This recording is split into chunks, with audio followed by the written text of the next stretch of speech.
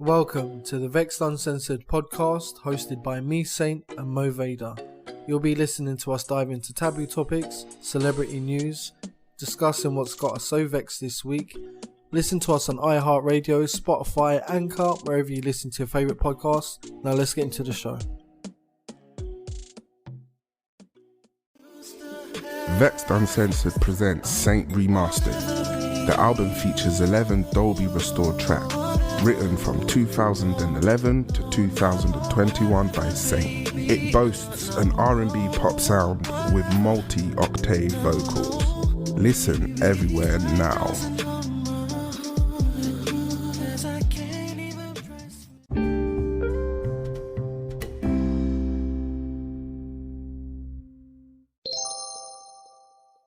Welcome back to Vexxed Uncensored with me, Mo Vader, And me, Saint. And we would like to welcome you to, this is season 3, episode 12 or 13? 13, but I could be wrong. Yeah, it's 13. 12 is in production. Yeah. Come on. And do you Not know bad. what? It isn't. And I really hope listeners are taking the time to go and listen to season 1.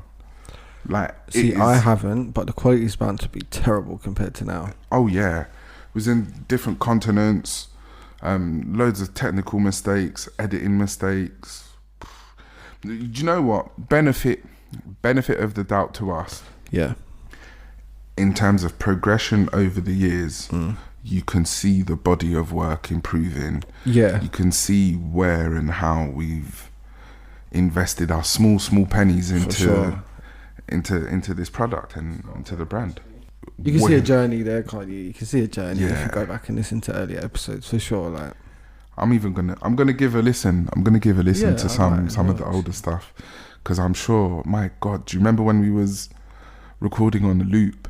Oh yeah. Two separate devices, then trying to bring them all together. And God forbid we spoke at the same time, because then it was just who knew? He was like a lottery draw. A rabble. Yeah, editing took sometimes 7 hours.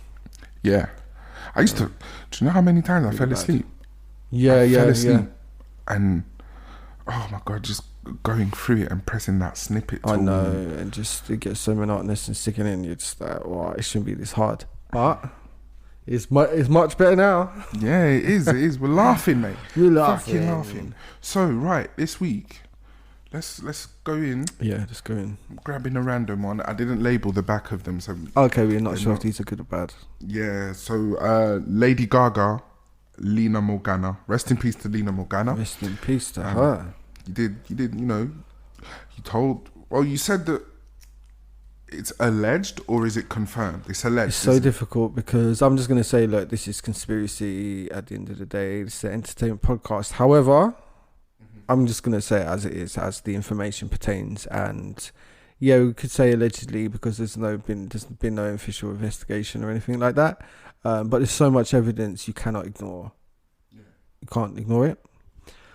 So the story is that, let's talk about Lena first of all. So, Italian girl, Staten Island, New York, beautiful. If you see her, beautiful. Anyway, she was a recording artist, music artist, independent. One of those independent artists who are doing their music videos. They're putting the music out, they're doing it. And when you go and see Lena, she's the original Lady Gaga. Meaning the styling, the music tape, better. Her voice was phenomenal. When you hear, you're like, whoa, she's really good. Really good. So anyway, Lena had a manager, and the manager was building her team. And this is back in, I want to say, early 2010s, 2010-ish. And was building the team, and one of the members who were brought on to help the project and stuff, who is Stephanie Germanotta back then, she wasn't anything. So she got brought on, she would write, she would do some creative stuff, you know how it goes. And they've written probably maybe 12 songs together total. So a couple of the Lady Gaga super smash hits out there have got Lena's hands on them. Ooh, so yeah, we'll definitely get into that, because we're not sure yet. This is yet to be, and I feel like if it comes out that some of Lady Gaga's early stuff were based on or inspired by Lena's works, then that's going to be even more of an issue. Like, almost solidifies this whole thing. So Lena, obviously working. She's doing her thing. She's getting buzz. Lady Gaga, I keep saying that. Stephanie Germanotta started dating the producer / manager of Lena. Okay. Yeah. Lady Gaga had her own. She wanted, she sang. She's an artist. She was writing and whatever, but she wanted to be something too. Yeah. Here's the way people see it: is she was hired, she's working, she's jealous of Lena, she wants to be in Lena's position, she started fucking the manager, the producer. Where do you think that ends up? Do you know what I mean? Mm-hmm. So the thing that's happened since then is buzz was happening. MTV decided they were going to do a documentary on Lena for her new projects, her work, or whatever she was doing at the time. There was a lot of interest. Deals being put on the table for Lena to do what she's doing. Mm-hmm. Then apparently things started not working out. Like, the documentary fell off the table for some reason. All these things started happening. So Lena got to the point where she was in a kind of a dark position. Now, when you're an independent artist, you don't have the label, you don't have like a management team, you don't have all of that. When things die down, or if like something doesn't work out, and you've been banking on it, it's happened to me more times than I can count. Yeah. When you're an independent artist, you're relying on it. That is what you're doing. That's what your work is gearing up for. So something like that drops off, it's devastating.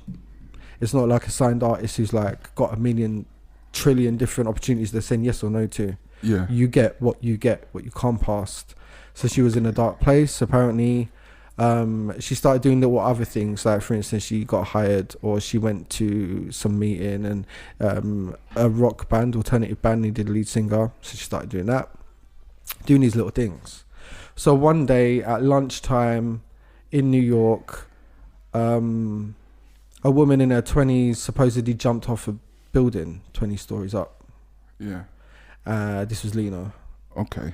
There's a very small article from when it happened, which is strange, because usually when this stuff happens, it's so like, just, there's nothing to cover up, there's nothing to withhold, there's nothing to. She wasn't a celebrity at this point, she was an independent artist with buzz. Lena, this is what happened. There were some witnesses saying that Lena was dancing or exercising on top of the building, and out of nowhere she jumped off the building. There's witnesses that say she was pushed by someone. So again, depending where you are, the building, like whatever, it was a hotel. Yeah. The article that came out just said a woman in her 20s, very vague, no identity has been confirmed, all of this, well, it was her. Yeah. There was also a thing saying she was alive when she was taken to the hospital, which is quite odd. If you just jump from a building, you'd be like 20 stories up. How you surviving that and you're alive? Anyway, so she dies. Yeah. Coincidentally, that same day that she dies, guess where Stephanie Germanotta was? Fuck off. She was at the hotel party. She was in LA on that same day recording her first music video called Poker Face. Oh. How does the backing dancer / co-creative on, this artist project, who is been hired to help another artist, meaning you are not in a position where you have attention, you have anything going. I have heard stories of Lady Gaga from like LA turning her down and stuff like this. That's a normal artist's walk anyway. You submit demos, you do all of that, and you get rejections. That's just what it is. But on that same day, she was in Poker Face in LA. Filming Poker Face in LA. So what's happened in the point where Lena was going like this and coming upwards, suddenly all of her stuff drops off the table, and this person who was a co-creator under the project and whatever's going on for Lena is now signed to a major record label, Interscope, is out in LA recording and filming a music video for Poker Face, signed under Akon now. Where's that come from? And yet Lena's just like not in a good place, trying to find other things to like survive and whatever artistically, and she's in the hotel and just flew off the top of a building. Do you know what I mean? It's very odd. Where's the CCTV? Where's the this? Where's the that? So from there, Lady Gaga released Poker Face. She released these singles. She put out an EP called The Fame, I believe. I'm not a Gaga fan or nothing like that, so I don't really know her body's of work or nothing. But she's put out this EP called The Fame, and on the EP, she's in a grey background, sitting on a little stool with like this long black wig. Lena had long black hair. Yeah. With a crow sitting on the wig. Crow means death, if you know about the occult. It symbolises death. And there's like 3 photos for the EP. And once she's turned to the camera and there's like a bleeding eye from one eye. If you know anything about occult as well, that symbolises the Eye of Horus. It goes back to Egyptian times. It's like a blessing or a curse symbol. Yeah. And people in cults and stuff, they like to use that stuff. And it's clearly like Lena, like you're in drag of Lena. So this goes on and she's starting to get big now, Lady Gaga. As she's releasing music videos and stuff like that, people are noticing that Lena's style, creativity, everything that Lena embodied as an artist, as a person, is now in all of Lady Gaga's shit. Mm-hmm. The producer who was fucking Gaga, Lena's producer, manager, whatever, came out a year or two later at Gaga saying, "You've ripped Lena off from head to toe." Head to toe. He's come out and said it. He helped, no? He helped. He could fuck off with that. Right. Because he wants that whole guilt shit. Now what? Now you want to feel guilty, do you know what I mean? Or feel bad. But he called her out. Guess what Gaga did? She settled it. Oh. She settled it. Do you know what she said after that? What? To TMZ? And her team said, "Don't really know her. Don't really know much about her, but we're sad to hear about her death," or whatever. Excuse me? You wrote an album's worth of music together. You were employed on the team. Mm-hmm. You were fucking her manager and it's not like producer. You know, what seems to be prevalent and repeats itself throughout history. In all industries, you have 2 personality types. Mm-hmm. You have the talent type, and you have, I guess, the business type, the shark mind. Right. More often than not, the shark mind prevails over the talent. Of course. The talent isn't... They're just creating. As, they're not as like calculated. They're not calculated. You know? Yeah. And it's... I think business-wise, it is very, very important for every talented person to have their shark and... We were just talking about this earlier. We just came out of a business meeting to record, and I was getting a bit of a reminder that like the artist thing and the business like have to be a bit more sharky, because the industry is disgusting. Yeah, it's just set up that way. If you cannot identify human nature in its good and its bad, right, and work with it as it completely as it is. Yeah. Not ferry it up, not chuck glitter on it or sugar. Yeah, it's got to be like, right, you know what? Because hunger, and jealousy, all the topics that we speak of, sloth, hunger, addiction, famine, everything from top to bottom. Yeah, it does really come down to being able to manage the human. For sure, because that is what it is. Like, it's a human. Like, funny, this is the real, when you're an artist, you sometimes feel trafficked. Yeah. You feel trafficked. You have to sign paperwork that ties you into situations. There's people that can take your voice if you don't read your paperwork about it. It's happened to big artists. Like, when you sign deals, like, years ago when I was performing and stuff, like, live and that, you sign deals and there's things that come along and things you expect and there's things you don't. And what you always come down to after I finished like a tour run or whatever, it was just very much, they just care about the bottom line. They care about the money. They care about all of that. It's not necessarily like, you just feel like you're not a person. I don't know how else to put it. You are trafficked because you have to put yourself in someone's hands as an artist to do what needs to be done. There's no, unless you're an independent artist who's just a mega mind at business as well, rarely happens. you're going to have to put yourself in someone's hand and be like trusted, signed over. You can only take yourself so far. So with this Lena thing, what happened after that with the producer, her mum come out. Yeah. And she said, I feel like Lady Gaga legit has my daughter's soul somewhere trapped up, because she's just like taken her identity. She's taken it, everything, and shout it out as Lady Gaga. Here's another thing goes on. Like, there's fans and all these people that have dug in so much, but the Paparazzi song, the Paparazzi music video, I've seen it. Do you remember it? When it come out, it was like a big thing, I guess. Paparazzi. I can't continue there. I remember the song. The video is very vague. The video is very dark, very odd. It's her in a hotel dressed up like to the nines and like pottering about, but then there's like death scenes. So there'll be like maids in this big mansion, like a maid on the floor, and the blood that's coming out of her is gold, for instance, and there's like a weird face in it, and then there's like hanging, so you just see the legs like come down from the top screen, like hanging. Like, there's weird things like that. There's a scene where Lady Gaga gets pushed off a building. Fuck off. Over the ledge. Yeah. Hits the ground. Then there's like newspapers flying, and it says, I want to get this right. No more, was it? It's something like, no more Gaga. Lena Morgana. Like things like this, like that are just, what? Like weird things. What else is there? There's like loads of these details that are weird.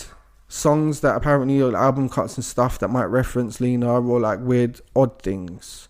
And everyone's saying, well, she stole her style, stole her look, stole her music, stole her man, all of this and whatever. Her manager. Then why wouldn't she steal her actual music? And that's not proven yet, because Lena's music, her mother's, I think, fighting still to get all the rights or whatever to, independent shit is difficult. That is still yet to be proven. I would like to know if any of Gaga's music has been taken from demos of Lena's or tracks of Lena's. You can pull up music videos of Lena's that are identical to Lady Gaga's scenes in her videos, down to what she's wearing, down to the wig she's wearing, down to the makeup she's wearing. That Lena's done, 10 years ago, 15 years ago. Strange, terrible. There's another thing that she had a song called Judas, apparently, Lady Gaga.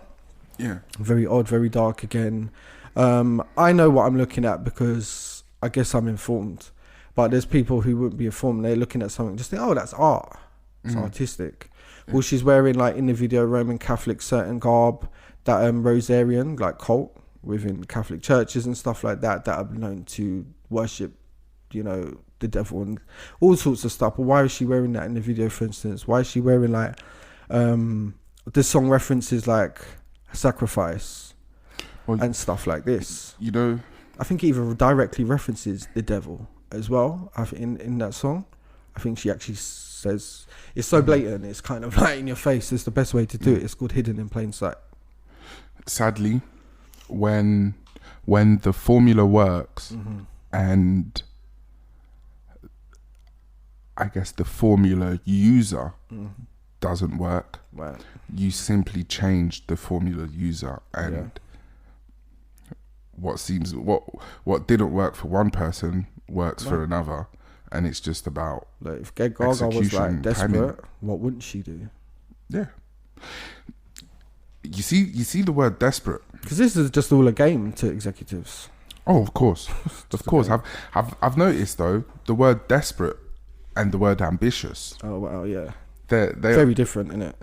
You'd think so. I've started to lean towards they're synonymous, because a desperate person will... No, because like, I could have been desperate 100 times, at least a few.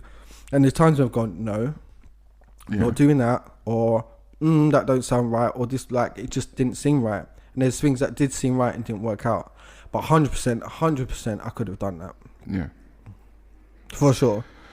Telling me, you looking at me, you think I ain't been preyed on? Come on, I could have sold out a long time ago. I tell you. I'm not saying I'm great for not doing it. I'm just saying it's just not like... At the start of this particular topic, do you know what? Maybe we need to do a special and revise the first go at this. Yeah. Really say, right, this was our experience. Yes. this was for how long, this is what I guess tore the house of cards down, and here we are now. But I've digressed, because that topic, that is something I wanted to even just be like, you know what, fuck this show, let's go back to, should I say the company's name? Yeah. Let's go back to Saint Music Group, let's discuss it, let's see for sure what has changed from then and now. But I think that would be best for like a 2-3 hour special. Yeah, definitely. I mean, like a music special, do you know what I mean? For sure.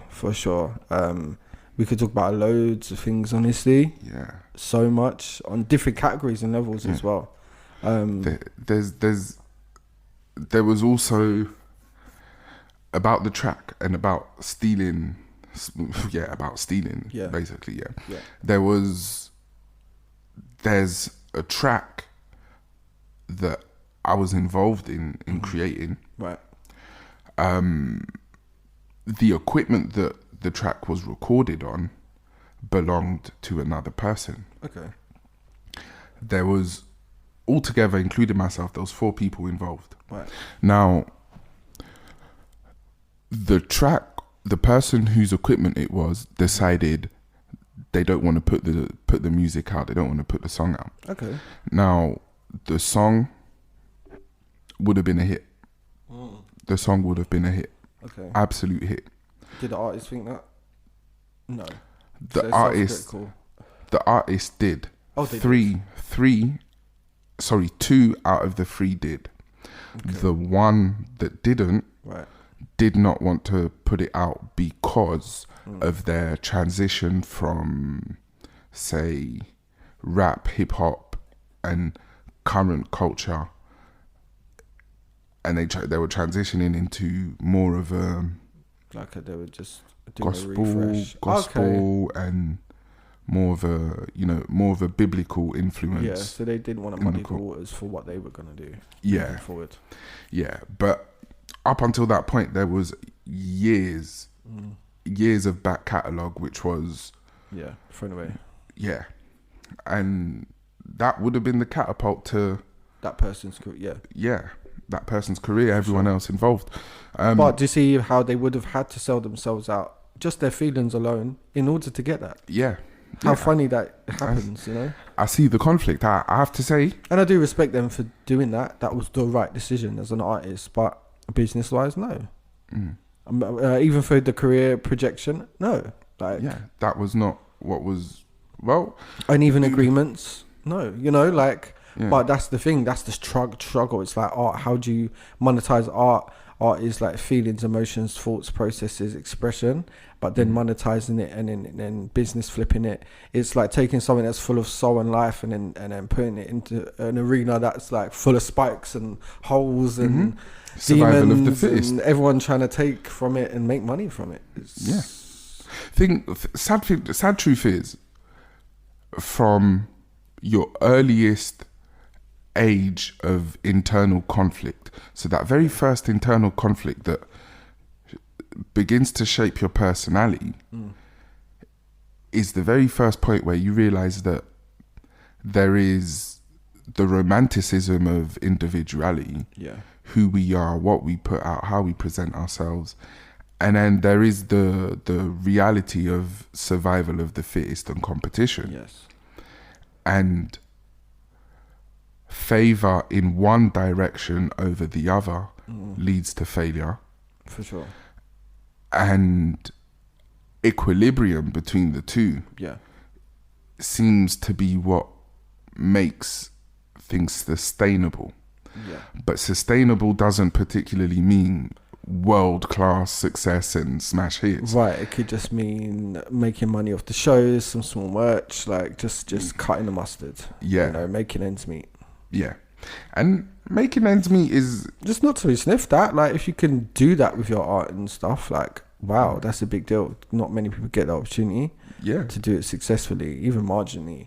But I do feel like artists, this is the importance of them needing to know themselves before stepping out. Cause like, one, you'll get yourself into some shit you just didn't pre-think about. And then also, like, artists do change quite a lot. Usually album cycles, honestly. I noticed that when I did my first project and then put it out, I almost felt like sad and depressed and miserable, which is weird because what I did was record music for a year and then put out like what only I listened to and friends and family listened to. No one else had heard it, and I had to put it out to go on whatever, perform and do all these things. But it was just weird, like my first body of work, putting it out, and it felt like someone had just like cut my heart. I don't know, it was very odd. And then after that, it felt normal putting out projects, releases, whatever. But it's that thing of that internal artist thing where it's like that was investment to reward. That was an investment to reward. Yeah. It's hard, but you have to know yourself, and you can change or whatever. That's another tricky thing, is artists changing their minds, their thoughts, their feelings, their music style. They don't wait until the rollout from the label says, okay, you got to wait a year before you change up your genre, because we've got 3 singles set, we've got 3 music videos yet to film, you've got performances overseas. Even though you want to put out, you might have even recorded your second album. It might not come out for 4 years because the label want to finish rolling out what we agreed on. The money needs to be recouped. Well, I have a transparency policy, and it can be unpleasant because I will, I may not be the biggest shark in the tank, but I will explain my reasons. I will be clear and say, this is why. If it works, it works. If it doesn't, it doesn't. But a fundamental in all walks of life, whether you're selling pussy or you're selling music, you must know yourself and know when you're changing and what the consequences of that change may be, what the benefits may be, what you're offended by, what you won't do. Fully won't do, because if someone presents something to you you've never even thought about, you're going to be shell shocked and you're not going to know what to do. And because you fought so long for your career, your music, your stuff like this, one decision could really make it, but will be most likely, because of the nature of the industry, detrimental. Most likely something you're not going to want to do, and that's the point. They kind of want you to put yourself out of sorts, because once you do it the first time, you're going to do it forever. And again. You'll sell anyone out, anyone for anything. So very tricky and nasty. But the thing with the Lady Gaga thing was that when she said she didn't know her, that was it for me. That was it. I was like, there, you fucked up. You cannot say you did not know this girl, let alone anything else. So that for me was like, whoa. You did something. You did something, didn't you? And I've heard stories. Lady Gaga even said a few years ago, do you remember the Netflix thing? It stuck out to me because I believe she was talking about developing an illness, and I believe it was fibromyalgia. Big thing. Right? I even have a family member who's going through a diagnosis of that right now. And it's like she was talking about having to sell her soul, having to do these terrible things, and how it catches up with you and stuff. See, they say these things and no one clings on to them and goes, what did you mean by that? Because interviews are controlled. Everything's controlled. It's set up with certain outlets. It depends who you're signed to. All of that stuff. You're as big as Lady Gaga, you really get to pick and choose what you say. You can rehearse your interviews because they're booked months in advance. You can do whatever you want. It's so controlled. It's all fake. Everything is fake. So it's one of those things where I feel like it's fishy. I'm glad it's come back up and that people are talking about it. I hope someone steps forward and releases Lena's music. It's to the point where I heard a few snippets of Lena's songs. I actually want to go and listen to her music. I actually want to go and it's even a genre I wouldn't even listen to, honestly. But she's so talented that I'm like, fucking hell. And this is the thing. If I show you one video of all of her little bits or whatever, 100% she would have been a megastar, this girl. Legendary. She just had that about her. Sad, but yeah, that was a deep dive. That was a deep dive for sure. That really did go in a direction that it's very much candid. I think on some particular topics we might need to make a bit more time to focus on just those topics. I mean, that could be a fun change in direction. We could have topic-based episodes. Yeah. Instead of flitting about between a million different things. Yeah, that's true. There is the gossip aspect of our show, which is entertainment based. Like, this is entertainment value, guys. It's nothing like too serious, but at the same time, I think maybe topic based shows would suit us better. We're not the gossipy type, honestly. No. And most of the time, sometimes we talk about things and topics we don't even care about. We just know it's relevant. Yeah. I think But anyone listening, you know us personally, let us know what you think about that idea. yeah, come on, viewers, man. Let us know. We're finally on YouTube. Yeah. In our 3rd season, we thought, let's Yeah. open up to And YouTube. we're about to go visual and stuff like that, Yeah. so we would like some insight. Get it going off in the comment section. Yeah. Fuck it, I tell you what. If you know me, Yeah, if you know me personally, yeah, and you got some shit you want to hash out, yeah. you want to call me out for the piece of shit Come on that the I show. am, come on the show. For sure. Come on the for show. real, You'll be yeah. welcome. Yeah. We're not scared or Or worried go- or easily offended. Or go in the comment section and go and spill tea.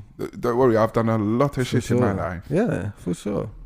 But let's move on to this next topic. So this is about someone called Alec Smith.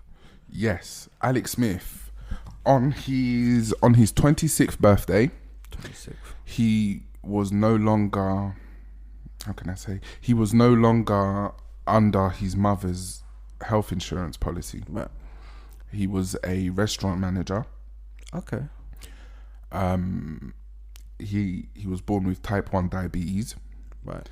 And unfortunately, what happened on his 27th birthday is he became liable for his own insulin. Right. Now, the shot of insulin would cost, I believe the figure is $285 per dose. Now, Oh my gosh. the dose of insulin on average lasts about 4 to 5 days. Yeah. So he used to have to shoot it. Yeah. Okay. Now, if he went and got his own health insurance, he would be paying $430 a month, but he would have to pay a down payment of $7,400 to be able to open the policy and this is have America. access to it. Yeah. Okay. So, in order to save up the deposit for the insurance policy, he was rationing his insulin. Right. And instead of, like most of the world, instead of living paycheck to paycheck, he was living insulin shot to insulin shot. Oh Lord. Unfortunately, 27 days after his 26th birthday, he died of diabetic ketosis. Oh no. Completely avoidable. To be fair and frank with you, production of insulin at the maximum maybe $10. Oh my gosh. But Big Pharma has put a price on life. There you go. And there's the thing, like, I lived abroad in a country that had private healthcare, and I did see the benefits, because being here and growing up here and it not being that way, it being National Health Service and stuff, the benefit that I saw was what you want, you pay for, you go get it done. There's things that you can get over the counter you can't get here. Strengths of things you can't get here. They're not doing it like that here. Like, you know what I mean? It has to be prescribed. Over there, yeah, certain things have to be prescribed, but certain things you can go and get. So I like that. The doctor's appointments, everyone's in and out. Why? Because they're putting money down. When you put money down, you're going in, you're getting served, you're getting treated with respect, and you're getting what you deserve, which is what you want from a healthcare provider, and you leave with what you need. Because it's exchanging money. There's no like even thought of this is a, you know, government funded process, and you know you have to. I saw that benefit. The negative side is, yeah, I had to have health insurance when I lived there. As an expat or whatever, it only covers so much. So you are aware that if something serious happens, you only have like certain options, and you got to be ready to pay out if it does happen. Also, being in a foreign country, you're extra vigilant about that. But when it comes to like stuff like diabetes, lupus, all these kind of issues that are you either born with or you develop, and you have literally no choice but to have medication or die. It's just sickening. It's sickening. The fact you can get your arm blown off in America and walk down the road and there's like a block line just to get into the private healthcare to even be seen. You better be covered and insured, otherwise you will be turned away with your gunshot bullets and your fucking wounds and your stab, whatever has happened to you. You'll be turned away. Yeah, and you have to go and find an independent, some sort of organisation that's going to get you what you need. Oh, right. You know? So, in the US, do they get emergency? There's nothing. There's like, if you're not covered, you're fucked. Like, really, it's like Wild West.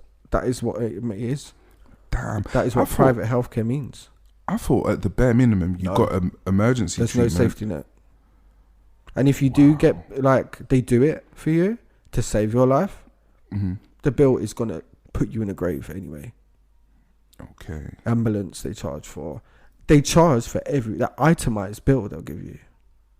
Damn. To call an ambulance where I was living cost equivalency to UK money, not a lot, but to them, a few hundred, of their currency.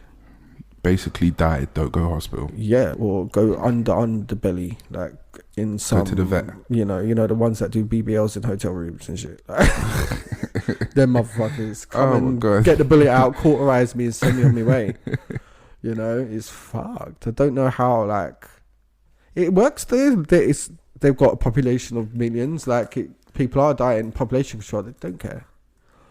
It's not like it's such a big pandemic or it's a health issue that, you know, the country can't function. They've done all right off it, I guess. They manage. Yeah. You just don't get run over. You have to really be careful, I guess, and not get into an accident. But they wanted to do that here, didn't they? And people keep talking about it. But it's like, don't ask for things you're not ready for, because we're spoiled here. You know what? We really are. Spoiled. We take advantage of it. And they snuck it in. Yeah. After Brexit, they did sneak it in. And was it they wanted to privatise the NHS? Is that what it was? Yeah, and I think they did. So I think they privatised the NHS, and it's still at face value what's it called? It's still it's still a public organisation, but funding has come from private investors, and those private investors are making money, and they're making their profits.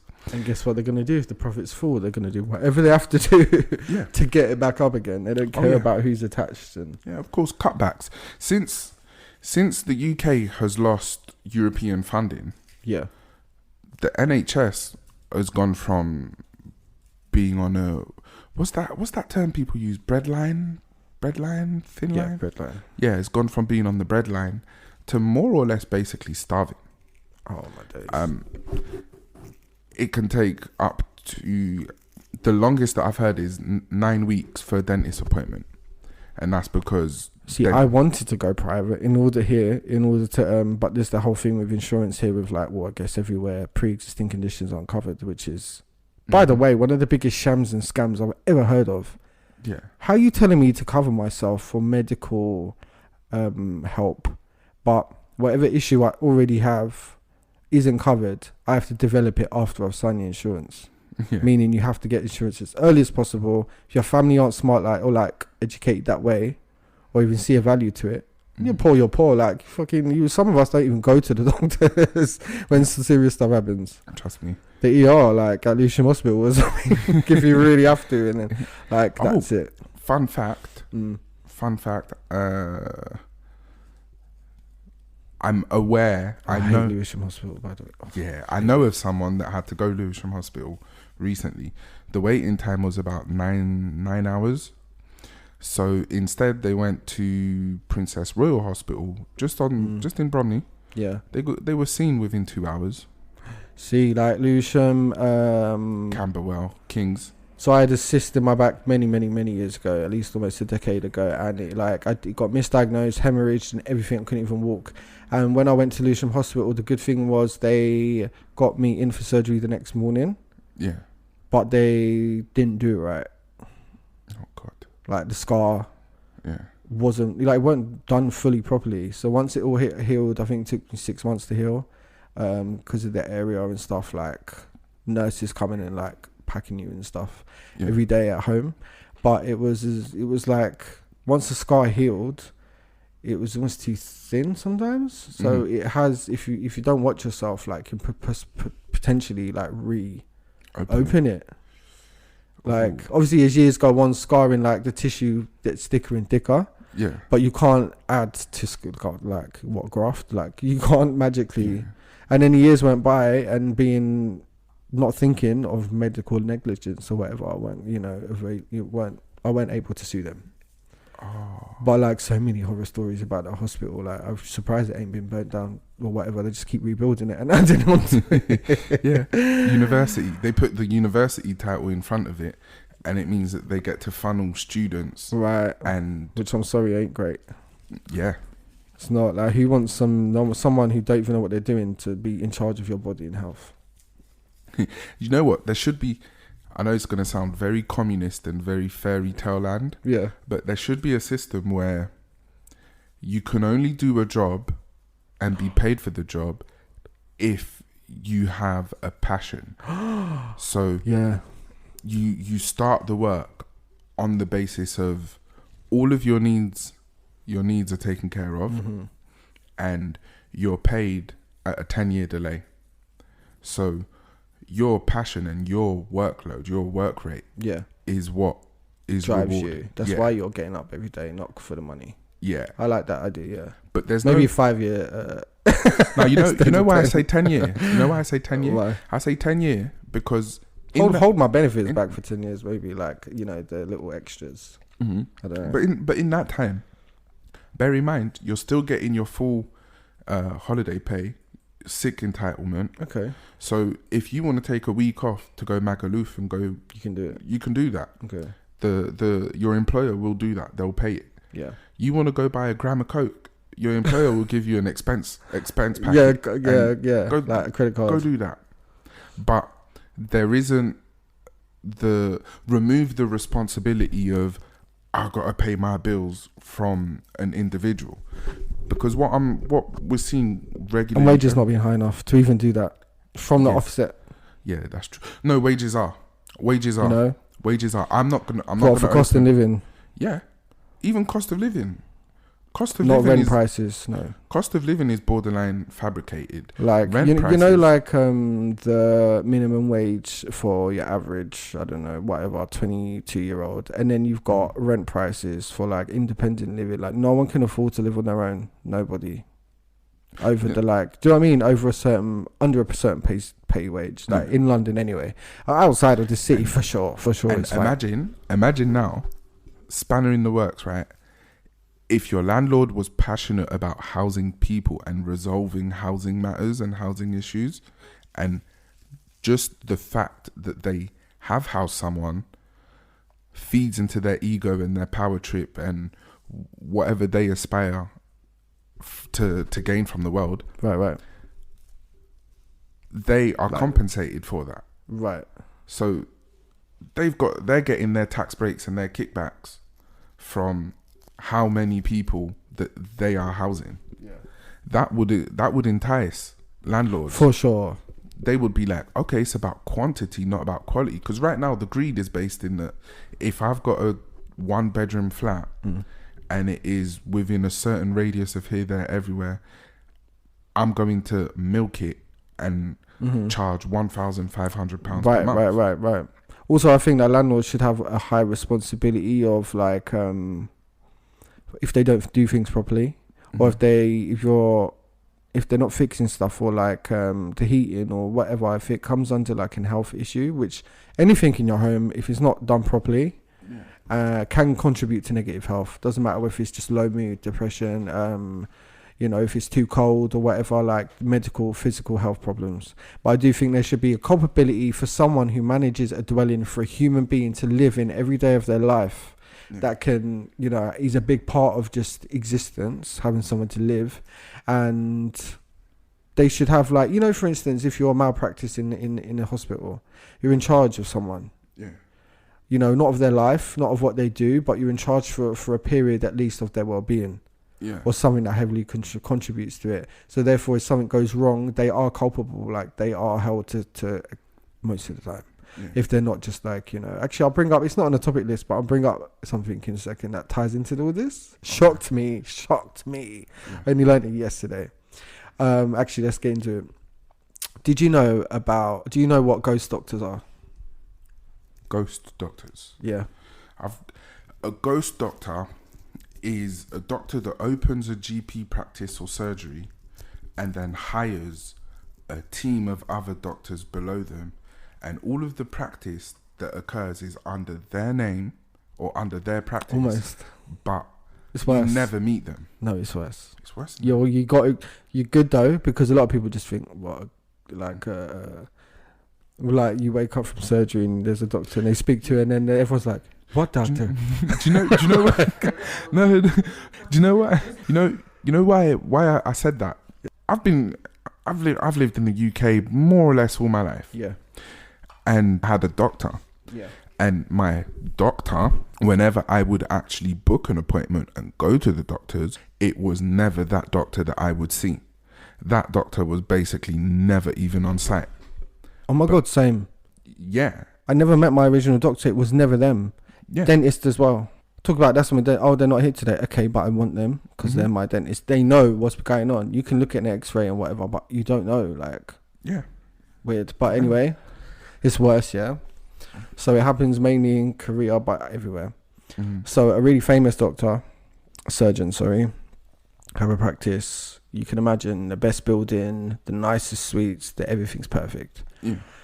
Oh, what apparently? Say you booked me. I'm the surgeon. I done Kim Kardashian. And you pay me a premium to make sure that under this my practice that you get me. Because I'm, you know, it's Blades and Son, right? Blades and Son surgeon's office, right? Yeah. And you paid a premium to make sure it's me doing the surgery, okay? Now this is your body, this is your life, you're being put unconscious, you don't know for how long, all of that. They're like, really routine, straightforward, fine, it's going to be great. Yeah. Right, you paid through the nose for this. So on the day they put you under, they rule you in, right? And then the doctor starts doing his thing. Like an hour in, he takes off his gloves and walks out. You'll maybe left on a gurney for like, I don't know, an hour. Some random motherfucker walks in and starts doing your surgery. You don't know this motherfucker. In fact, their name's not even on the surgeon's list. They're not even known. You have no idea. In fact, you're unconscious. So what the fuck do you know? Nothing. Yeah. So they do the surgery. They walk out. The doctor walks back in, hopefully, and looks over it. Sometimes that doesn't even happen. And walk out. And then the person wakes up and hopefully it's gone well and nothing's gone wrong, right? Because some random motherfuckers just come in. Who is this, right? It's what you said. So what's happened is the surgeon's so popular that they can't possibly make the amount of money they want to make, but with all the attention. Yeah. So what they do is they get so bad. Like, I'm actually getting angry talking about it. They're pulling a MF Doom and performing at 4 or 5 different places with the mask on, all as the same person. But so they'll close the deal with you, pretend even premium, get extra money out of you to make sure that you're doing it again, all of that, right? And then hire a lower doctor or someone who's brand new at surgery and ain't got no customers, or someone who just wants training. Hell, it could be a medical device salesman.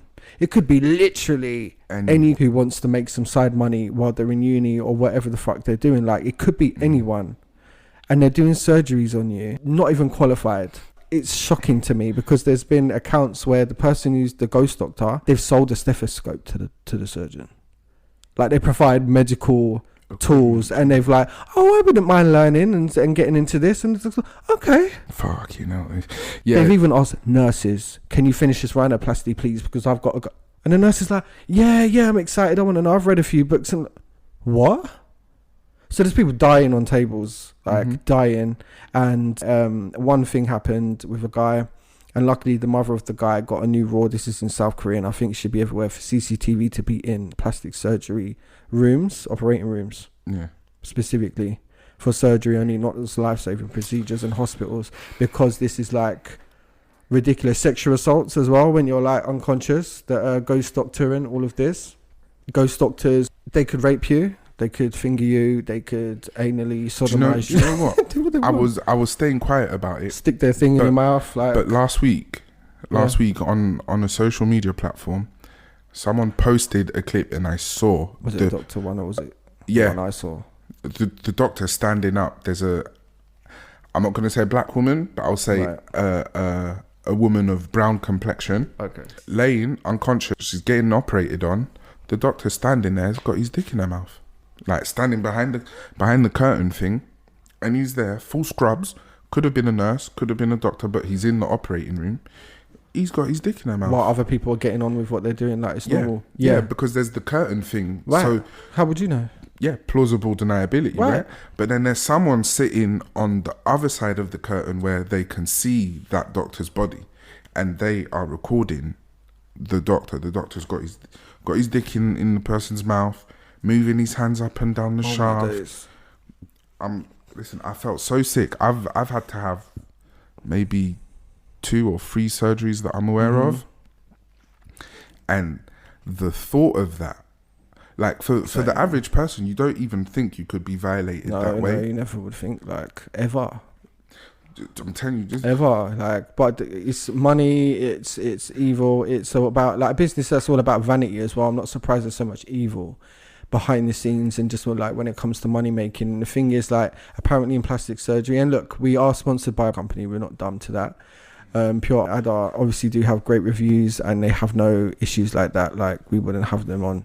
I've never had plastic surgery personally. We haven't had cosmetic surgery here. I unfortunately, unfortunately challenged the high ground. Obi-Wan said, "Anakin, I've got the high ground." I was like, "You fuck that! You ain't got the high ground." And woke up as Mr. Vader a week later. As you do. And it's one of those things where when you want surgery, guess what? You go to the best if you want it done properly.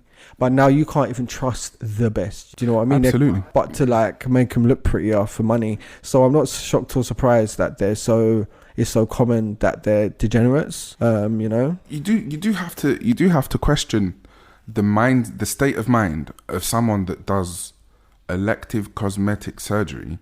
Who is born with the capacity to cut someone open and breathe in the fumes, breathe in all of that, and be alright with it, just be not even traumatized a bit. I was sitting and watching Embarrassing Bodies. Oh, I hate that shit. And there was a clip where someone had been dissected and they were using like a burning tool, cauterizer to burn through fat. The person that I was sitting with, they went, "Oh, I miss that smell."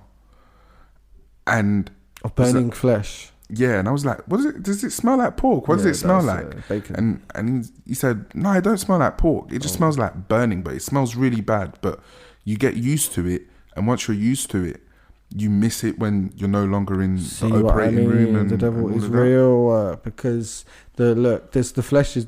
This is all right. Let's get a little tiny bit preachy. One thing that I really, really stuck with me was when the Bible says the flesh is weak. Meaning it wants things that your brain can't even possibly conceive of sometimes. Like you as a person, but then what what you might want, or like your urges or your feelings or whatever, is completely separate. It's spiritual. That's what Christians believe. So I do believe that, in a sense of like that, for instance, once they're around something. I even read a story about a girl who she was dating a police officer, and she rejected him at one point, and he ended up locking her in like a cage and stuff, and like it was really horrible, but she ended up liking it. Stockholm syndrome. Beyond that, like a sexual thing, like she found herself in an abusive situation, but there was a part of her that liked it, and then that part of her grew, and then she ended up being a person who likes to be tortured or whatever, treated really badly through sex. But if it weren't through that initial abusive experience, she would never have known. She would just been her regular old self, probably no major immoral issues going on. I do feel like when the flesh is around certain things and situations, it gets accustomed to it. Dangerous. Even smelling body fat during, the body's gonna be like. They don't deny that the human mind is a powerful it's point. It's designed for survival. So whatever the reality of your situation is, was, or may be, your mind will, given the time, given the circumstance, your mind will find a way to survive. I was celibate recently for 8 months straight and then broke it. Slagged it out. He slagged. Just didn't. You know, when the opportunity comes along, it's Proper like one of those slag. things. But like, obviously, the flesh wanted it, and that's why it got it. I didn't want, really. I wanted to remain celibate. Yeah. That's what I wanted to do. Abstinence, sorry. Celibacy is a lifelong thing. I'm not in it for lifelong. I'm in it for until I'm just not trying to be honest. No, I'm not trying to be just out here. That's all.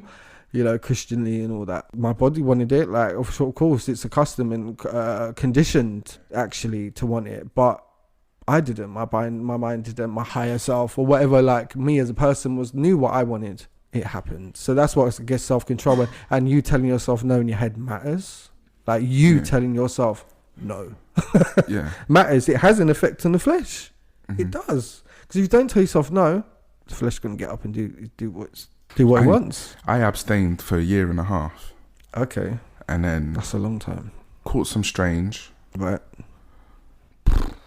After catching that, it was like a wildfire. See, I broke it once and then again, and then I have not since. But it's not been that long since, so I can't boast about. Not that you should boast anyway. I think when it comes to abstinence, you can only qualify to claim that you're abstinent after a year. No, abstinence is like so. Abstain from sex, right? Yeah. But celibacy. So celibacy is if a year passed, you just want to be celibate. That's what you're choosing. I had to learn this difference. Abstinence is when, like, for me, it's more about finding a secure relationship, one that's healthy. Not being like, I don't want to be accustomed to any more in my adulthood or whatever, just feeling like picking myself up. Oh, I want sex now, and therefore that can happen. I want it to be, you know, not dysfunctional. So that's my thing. So it's not a permanent thing. So abstinence, I can be abstinent for 2 weeks, or I could be abstinent for 8 months, or I can be abstinent for 20 years. But it depends. It's got factors to it, where celibacy is just no sex whatsoever. It's a choice that you've made, religiously or not. It's permanent. Oh, celibacy, there's no and you can fuck up, but then you're still a celibate because you're gonna, like, your mindset is completely not even giving yourself the option, or like they'll even not watch things that are tempting. Because I'm sorry, like, even me when trying to be celibate, everything's tempting, and when you're not having sex, funnily enough, it's more tempting. An advert, someone with their tits out, or fucking like whatever, or just like anything, a sexy person in a TV show, or them talking about sex, or a song comes on about rock up the copy, and you know what I mean, all of this and shit, like do you know what I mean, just whatever the case is, it makes the flesh goes, oh, and then you got to be like, no bitch, sit the fuck down, like, do what I say, not the other way around, which is hard. So fucking difficult. For me, abstaining literally got easier and easier as I went. Because then, yeah, I agree. The hardest part for me was the physical, like the wanting of that physical sensation. That, yeah. That's what it is. It's that. Yeah, but the price that you pay. Sometimes it's just flung. It's not worth it. If it's flung to, and that's when it's flung in your direction, and some people are more tempting than others. Yeah. And I know the devil sent that motherfucker. Because they knew. But now that's happened, I know. Do you know what I mean? So now it's a bit different, which is the thing about falling over and picking yourself back up and all that. And I will confess, I used to enslave myself to pussy. Right. I would lie for pussy. I would act up for pussy. I will act down for pussy. I will perverse my character. I will adjust my morals. I will adjust my ethics for pussy. Yeah, same kind of like. Yeah. I'll things I probably would like for a relationship be like no things about a person, but then when it's just sex, none of that matters, does it? Yeah, no. So there's no like, and know? Whenever I was in a relationship, for maintaining that relationship and access to sex, I would be fake. I'd be a fake person. But with a woman that it was just sex and there was no relationship, there was no commitment, there was no ties, there was no interconnection in life, I was always completely honest with them. Oh, okay, yeah. I wouldn't think, oh, I better spare their feelings and pander to them because I don't want to be not offended. I didn't care about offending them. I didn't want to be, what's the word that they use when they say cut off, like the big word? Cut off. I didn't want to be cut off from ostracized. No, exiled. Exiled. I didn't want to be exiled from the place. and then funnily enough though, what I did so much to prevent eventually did happen. Yeah. And whilst living in close proximity to someone, in a sexless relationship. 3 months, 6 months, so many months, not a drop of sex. Yeah, but it was like, all right, I was in this situation. Yeah, very like when you're close to someone, whatever. So it was almost sexless.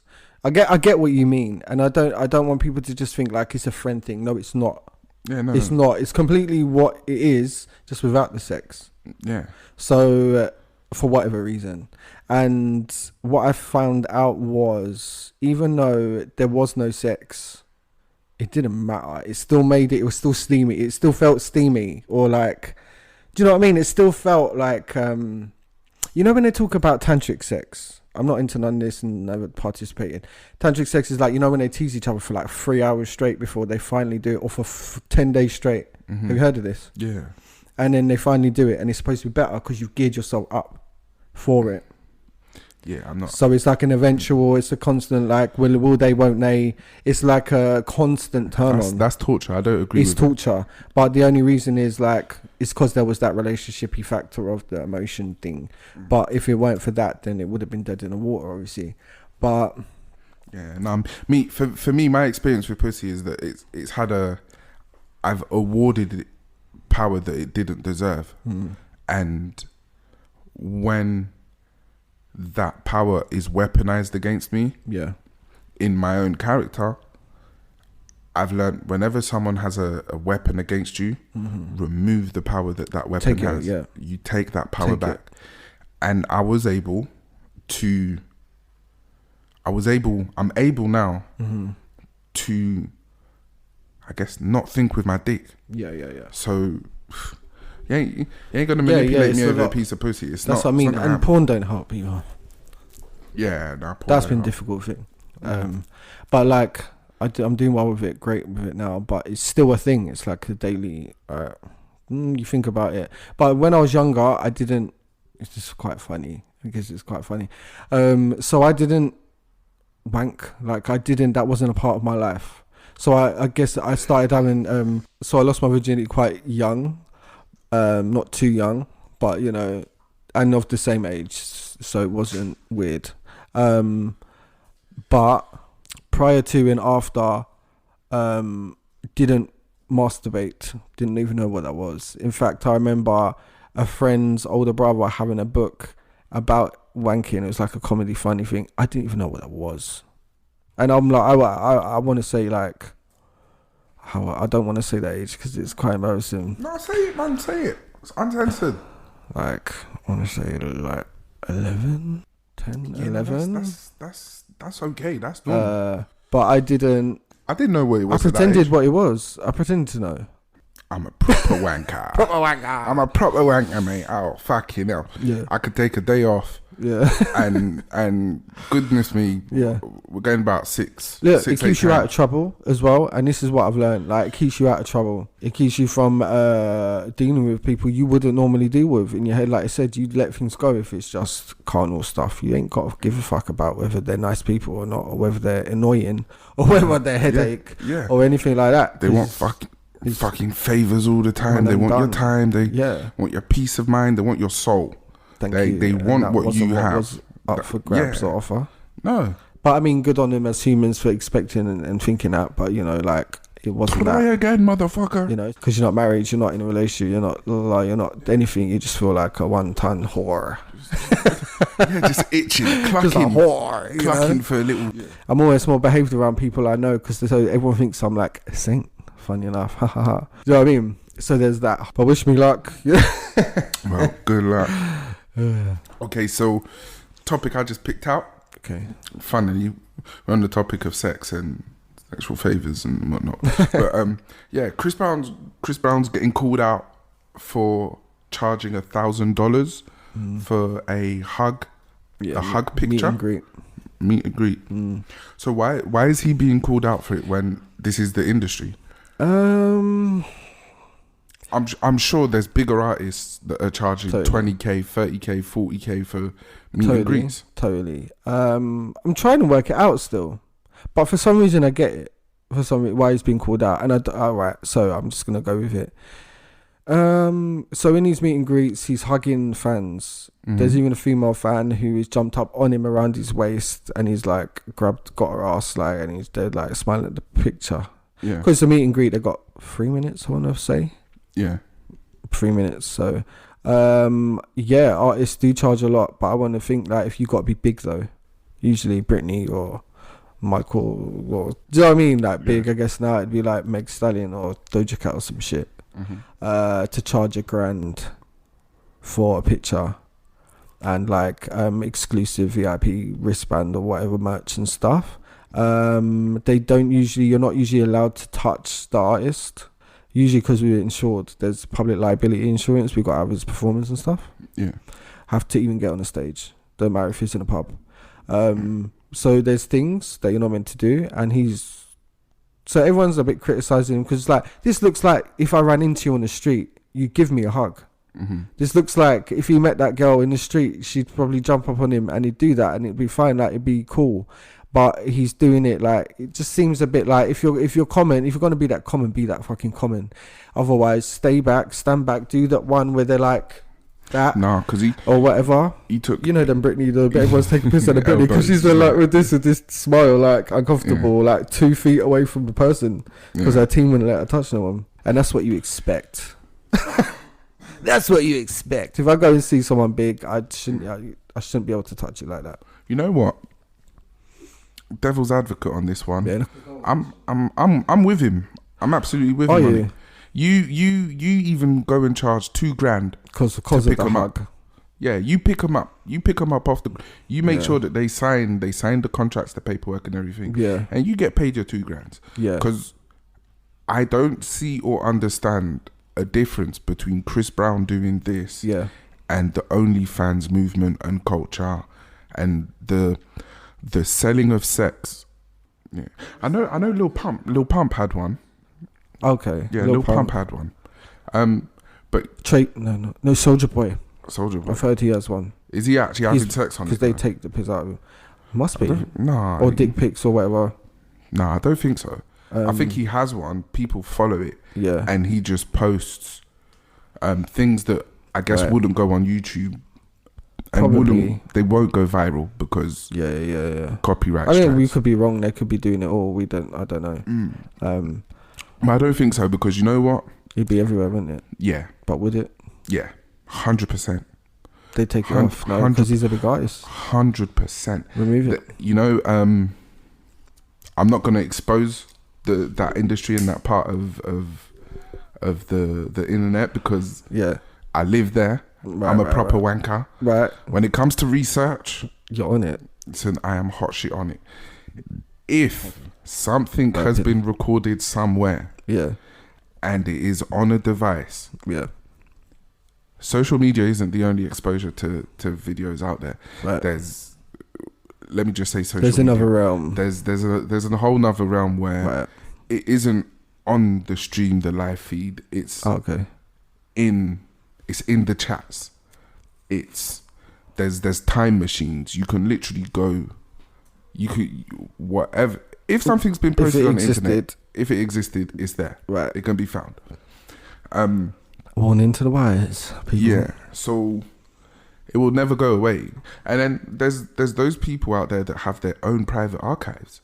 Anything that they come up across, like what was her name? What was their favorite person? Celebrity persons, people. Right.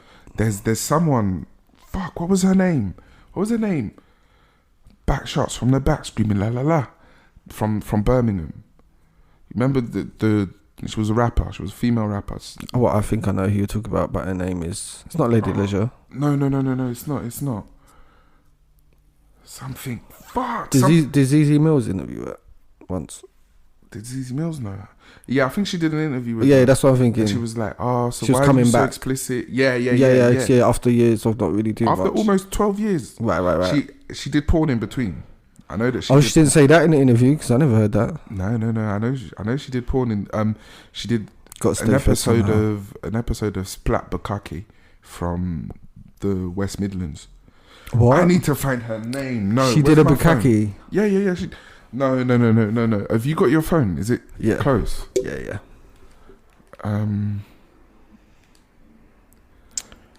What do you want, Instagram? No, Google. I'm gonna search for the lyric. OG Nick. OG Nicky. Yes. OG Come on. Yes. So stupid slow phone. Sorry, guys. OG Nicky. Yeah. Her videos. Nice. Okay, we've got the name now. OG you got the name. OG Nicky. Right. OG Nicky had possibly 4 to 5 different sex clips that was circulating around. Were they well done or not? Nah, it was grimy. It was... People like it that way. Anyway. It was the hood. Dirt bags. You know the ghetto tags. Yeah, if you type yeah. in ghetto, like alleyway or in some alleyway or something. Yeah, and to this day, that's accessible. Wow. Private archives, somewhere in some back forum somewhere. I've learned, you know, when we were younger, and I'm talking, we were like 14, 15, and there would be like leaks, even back then, but leaks, Vanessa Hudgens, like Disney Channel, Adrian Bailon, 3LW and shit. Mm-hmm. They were, and it was a big deal to us back then because they were like Disney. So if you do something and you're signed to Disney, that means you've ruined your career. They're firing you, you're fucked. And that happened. I've learned they were our age. So it's technically child porn. Yeah. Like, I was like, there's no technicalities. I thought they were always assumed, obviously, everyone on TV or movies are older than us because they play younger a lot of the times. Vanessa Hudgens was 15 when that came out. Yeah. Of her. Do you think Zac Efron did it? Leaked it? I think so. Allegedly. I think so. Allegedly. Because she said something like he don't talk to her now. Like he's like, in some weird way, like he just, you would think they would talk because like everyone else does, but she's like, no, you don't really talk. You know what? Yeah. And I'm like, is that because he did a revenge porn and you love? Even if it wasn't Zac Efron, it was someone on his team. It was his parents. It was his manager. It was the label. He did a Justin Timberlake. Yeah, she's the whore. Yeah, not me. Don't look at me. My career ain't fucked. It's her. She's the one with her tits out and all of this, like sending nudes to whatever. Yeah, you know, because I'm sure if he had any nudes, it'd be on Daily Mail, and I've never seen anything like Mail with Men. Yeah, no, it does, because recently, that guy did that play, Jesse Williams. Yeah, he did a play in New York, and he's fully naked in the play. Really, it's like a gay storyline, I think, as well. And people were filming. You're not allowed to film, but who's listening like to that? So they filmed Jesse Williams on stage with like running around the stage, flopping about. Do you know what I mean? And then he was a big deal when people are getting sued, and it's like a whole thing and like this whole big thing. But he's a big actor going on stage in New York with his like full naked. He's not the only one, but he's the biggest name. You can't complain. You can't do none of that. Like, yeah, all you can do, you've put it out there. All you can do is anyone that there is evidence and they're found to be sharing it or in possession of it, you can prosecute them. Yeah. And that's all there is. But once it's out there, there's people that they're not sharing it at all. They're archiving. Right. And that archive is disconnected from the internet. It's private personal archive. Hard drive. Yeah. Man. Research matters. It does, yeah. Right. Okay, next topic is Sesame Street theme park, and this is about racism. Yeah. You showed me some clips this morning. You've got to kind of see it to understand. Yeah. And you know, it's very slight, isn't it? Yeah. But not. It's blatant, but slight. It's obvious. It's slight to the ignorant. Right. So I myself weren't too surprised. I wasn't Yeah. taken aback, like, Yeah. like there wasn't offense, because You can't be doing that. Like, that's so blatant. I'm not shocked. As part of Big Bird, really? You know? yeah, no, I'm part of the population that you're. No, let me not say it like that way. That's a bit offensive. It's obvious. It's obvious in appearance that I am a black man. Black. I'm a black man. Yes, black. So I registered from a very young age. Yeah. How Microaggressions, pick them up. Yeah. You're like, Yeah. hold on a minute. Yeah. Yeah. You're like, literally. I know I ain't crazy. So I'm kind of like, okay, it is nice and well and good that you brought the kids to the theme park and you did this and that. Yeah. But you would, again, this is probably my own prejudice. Yeah, yeah. But you and your children would be much better off enjoying your own company and being excited about being together at these places than fanatically looking to the theme park mascots to give you that experience, because your experience there is based mostly on the fact that you could pay for the ticket to go in. Yeah. It isn't based in you are target audience. We're surplus. So when minorities go to places that appeal to the general public, which is usually the majority of the public, not minorities and all of the public. Right. In those instances, it's best to be like, okay, I looked and I can see them in the parade and they're waving generally. And I because what happened? We haven't even said, have we, what has happened? So videos have surfaced of I didn't even know Bird. Sesame Street had a theme park. I was like, mind blown. I didn't either. And that must be another. It must be like their Legoland. Yeah, little hat tilt to I've Disney never been again. to Legoland either. I haven't. No. I haven't been Legoland. No. No. And I don't know. I know that I've been to Chessington, but I don't think I think I've been to Fort Park. No, yeah, I've been to Chessington, Fort Park, Walton Towers. I'm not sure if I've been to. Haven't Fort been to Park. Drayton. No, I ain't been there. That's West Midlands anyway. He's trying to be. But the video was like one of them was Pushing kids in it. Yeah, they're like pushing them. They're ignoring a them. little baby toddler, maybe 3, and she's waving at the character who's across like the way, and the character's noticed, and from a while, like, you know, when you're about to fight someone, you like with the arms and stuff, so it comes all over like this, like Humpty Dumpty, and then keeps walking, and it walks into the girl, looking down on her, and keeps walking. She falls backwards and over, and he's some big man in a mascot. And then the other video, obviously Big Bird's walking down the street and he's like shaking hands with the white girls and waving at the white girls, and then there's 2 little black girls in parade line, and the mum's good and like yeah, and then Big Bird's waving up their hands but waving and stuff, and then Big Bird's like no, shaking his hand at the thing to the kid's face, like looking at the kid with like this. And Kelly Rowland's like, what the fuck, again, clearly black, you know, black. And so very finely tuned on the microaggressions, and those weren't microaggressions, they were pretty aggressive. Especially the knocking the girl over. But I would be pissed if I was the mothers, because we're here to make memories. They just watched all the movies at home. I'm bringing them here to wave and say hello or whatever. You ain't got to knock my child down. You definitely ain't got to shake all the white girls' hands and then be like no to my children. I would fight Big Bird in the street like a dog. Do you know what I mean? In front of all the kids, because you're going to ruin my child's memory. This ain't Christian. Obviously, I have foresight now, I'm saying it. But I'm ruining everyone else's. All these white children are going to be horrified right now when I'm battering Big Bird and feathers are flying amok on Sesame Street. Do you know what I mean? They're going to be traumatized because that will 100% happen. 100%. Okay. Thinking about it now and in the moment, and thinking, right, if I put my father hat on, then I would, instead of standing there recording, I will bring myself to exactly where those children are. That bird is greeting my children.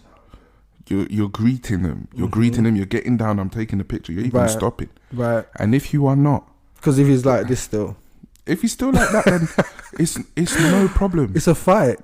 I'm not fighting him. I'm not touching. So him. it's not a fight. You know what? You know why? Yeah. There ain't gonna be a fight. Me, when it comes to slight offense and disrespect, I'm not gonna fight a battle over it. Listen, I will fight a fucking war till the last breath in my body. So it's in okay. fact, corporate office, I'll be in office, yeah, and they'll be offering me financial settlements for this not to get out. That because they would have to explain to me how and why this happened 5 minutes ago. Mm-hmm. And here's the video. Yeah. In fact, go and call them and summon them here now and have them explain. Absolutely. Because they're gonna want to shut it down. It's you know what? It's all right, fine. It's good that these things are being exposed. These things are being spoken about. Because they've just given a shit excuse. Talking about, I mean, I'm actually not even going to read it. I can't be bothered. Yeah. But it's like saying that they can't see properly through the outfits, and so these little children are too short. Mm-hmm. And you know all the children are that short. So what? You know what? I'll be honest with you. It's because of how inappropriately these videos were handled. These videos were not handled by a mature adult. It was not handled by someone that accepted and identified the offense and addressed it accordingly. Right. These are basically kids that pull out their phones, record it, and put it to social media for sympathy and pity. Yeah. To be like, oh my God, you're so right. Like social justice power, you're so right. You've been so wronged. Okay, but what have you physically done within that moment, that situation, to address it? Right. Just pulled out your phone. And I do want to know, I would like to know, because now they've made that shit statement, everyone's a bit like, wow, we thought you'd do better than that. Fire them. They're only fucking mascots. Fire their asses. They'll go work at Disneyland. It's fine. Yeah, fire them, dismiss them, have a racial seminar, whatever the fuck, do something. Don't put out some shitty excuse talking like really, really, it feels like a wind up, because the Sesame Street videos felt like a wind up, almost like they didn't care, very brazen. So I want to know where in America this park is, because I bet it's in the South or some shit. Do you know what I mean? I bet it's in some fucking area where we're just going to be rude to the black people in every situation. Yeah. And as usual, the black people have to be like, bite their tongue and grit their teeth, but otherwise they're called ghetto hood rats and whatever else. It's why I don't mind fighting someone in the street, because guess what? I'm light skinned, so what you got to say? And I'm the ghetto one. So what are we saying, you know? I mean, me honestly, unless they put hands on you first, don't put hands on them. These that'd be fun as well. The man of the suit, like throwing them around and like. The most productive way of dealing with this is meticulously and in a very cold, stern manner. Do not allow the emotional offense and emotional hurt to cloud your judgment, and you just physically lash out. Now you've got to harness that hurt and that hate, and you have to push for right. For sure. What I reckon before this has happened, and you just get your feelings hurt and go home, and the kids are sad. Like it's not filmed, it's not shown, it's whatever. It happens all the time. Yeah, it's so fucking common. Do you know what I mean? That's how you know whoever was recording probably weren't the mothers and all that, because again, happens so normal. You know what I mean? If you're black, so daily life.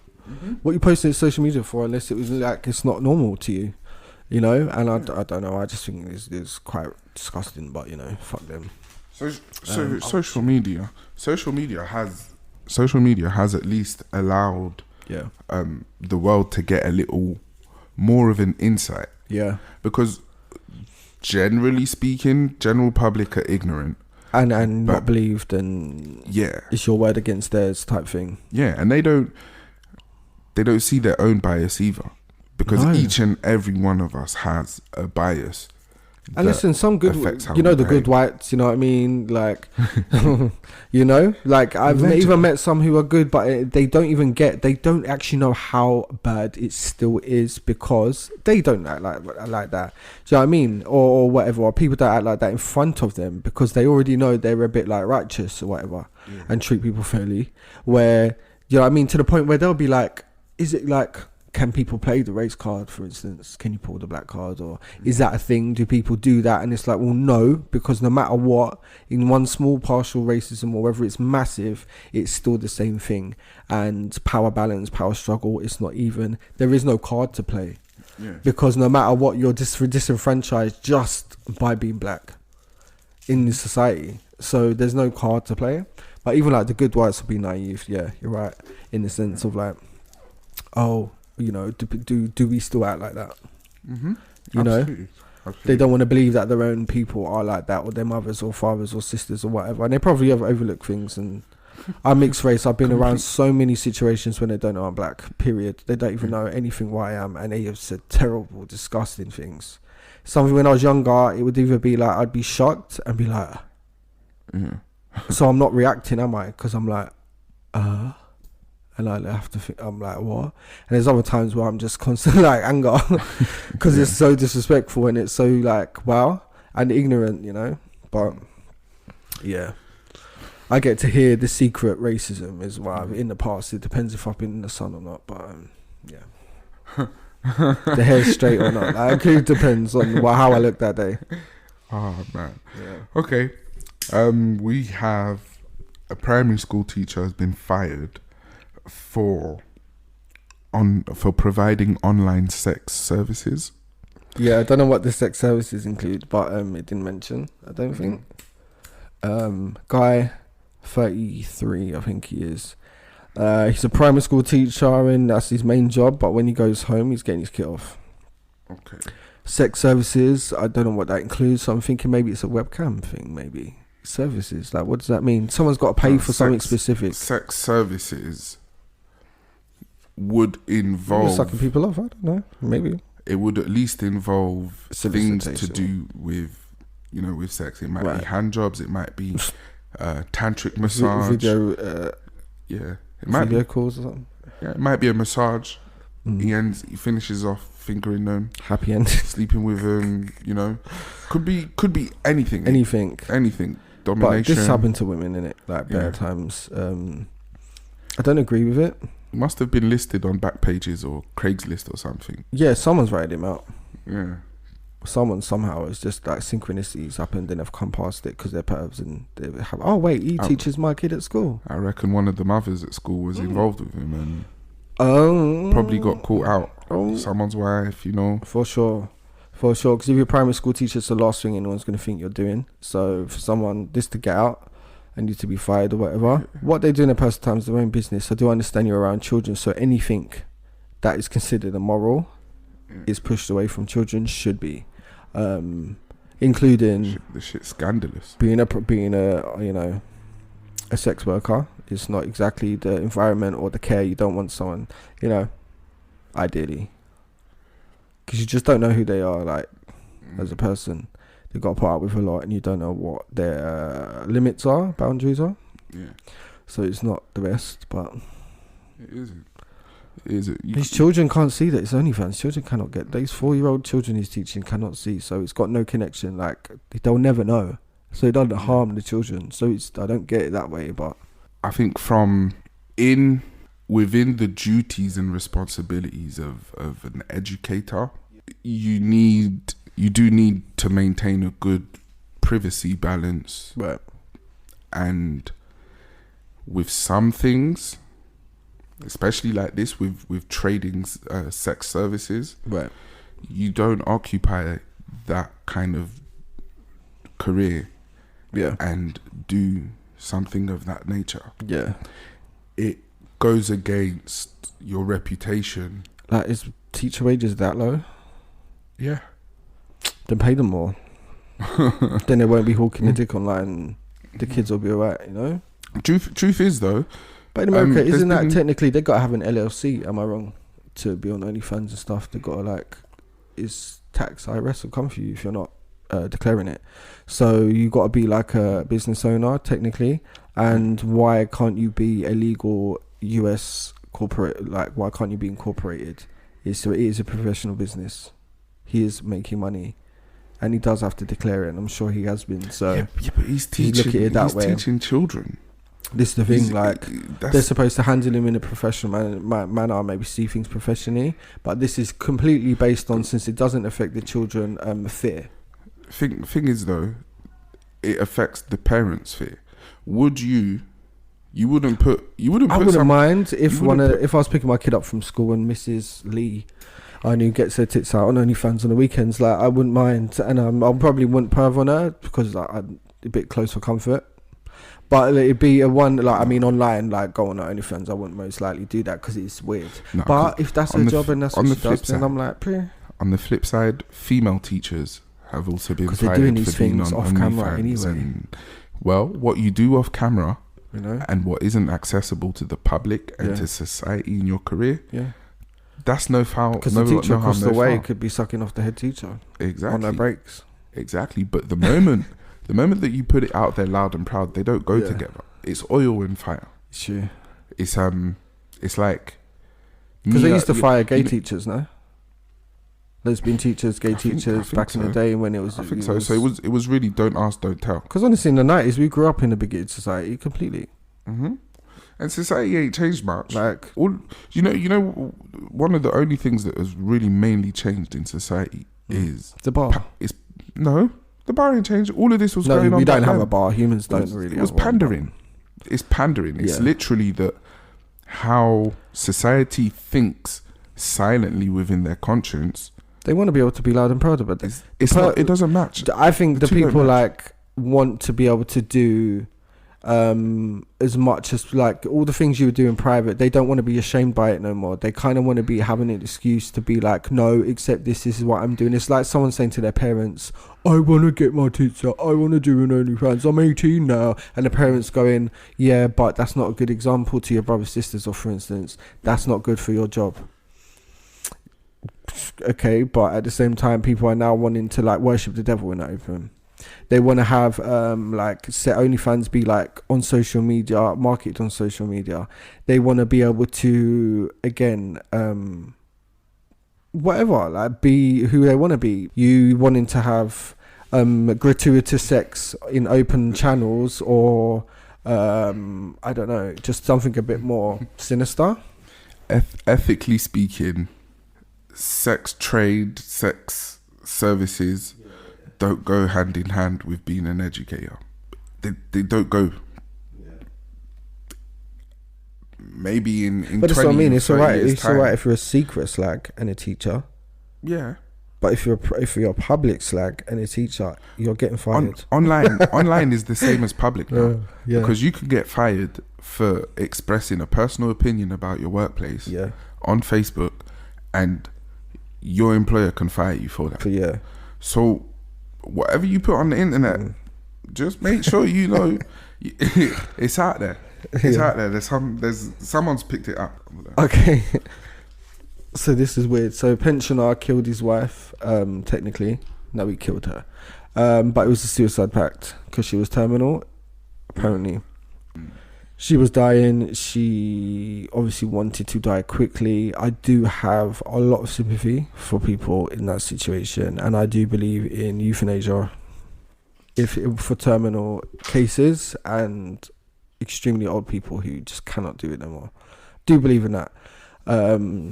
But he agreed to also kill himself. So he said, I'm coming to heaven with you. Mm-hmm. I'm guessing. Okay. You know, why else would you, or like you can't live without them. You want them to be out of pain, and he agreed that, you know, we're going to do this together. So what he did is he killed her. Yeah. And then the police, apparently this is how it's been said, this happened yesterday, so it's developing. The police found him in blood. I don't know, they didn't say what capacity he was in, unconscious, and like whatever. His own blood, her blood, don't know. Yeah. But he's getting off of it. Why? And they're white, and he's a white man. And it's funny how this has just happened, and it's already been said that it's being agreed by police this was an act of love.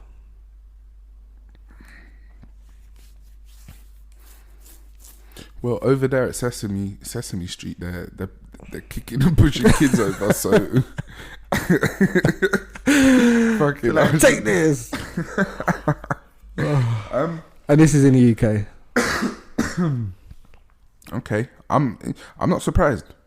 Do you think he wimped out?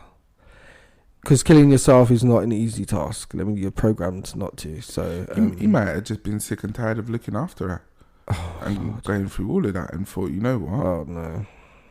If you're putting it out there, but that weren't the agreement before she died. He's lied. Or he's either lied to a dying woman, his wife at that, killed her, knowing he weren't going to kill himself, which is murder.